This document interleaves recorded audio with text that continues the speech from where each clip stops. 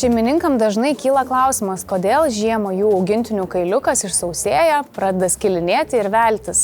Tai iš tiesų atsakymas labai paprastas, dėl to, kad lauke šalta ir augintinio kailis patiria didelį temperatūrų skirtumą. Kai grįžta iš lauko, kuriame yra, pavyzdžiui, -10 laipsnių, į vidų, į kambarį, kur yra +20, tai iš tiesų yra didelis temperatūrų skirtumas ir kailiukas patiria šoką, dėl to pradeda skilinėti ir sausėti. Ką reikėtų daryti, tai vedant į lauką tiek aprengti kombinezonų ar lietpalčių, kad apsaugoti kailiuką maksimaliai nuo drėgmės ir šalčio, bei naudoti drėkinančias ir maitinančias kosmetikos priemonės. Kokios tai priemonės ir kaip jas reikėtų naudoti? Kaip jau minėjau, reikėtų atsižvelgti į funkciją. Jis turėtų būti drėkinanti arba maitinanti.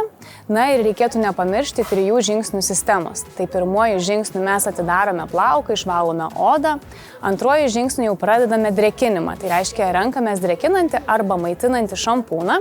Na, o trečiuoju žingsniu renkamės drėkinančią arba maitinančią kaukę arba kondicionierių ir uždarome plauką.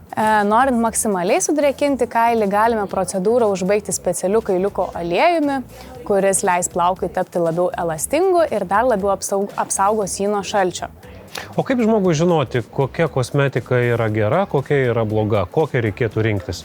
Svarbiausia, reikėtų vengti tokios kosmetikos, kurioje yra cheminių priemaišų, tokių kaip SLS, parabenai, mineraliniai aliejai, dėl to, kad jie suteikia tik tai trumpalaikį efektą ir galbūt atrodys kailis žvilgantis ir sudrėkintas, tačiau ilgalaikį perspektyvoje jisai bus tik tai dar labiau suskilinėjęs ir sužalotas.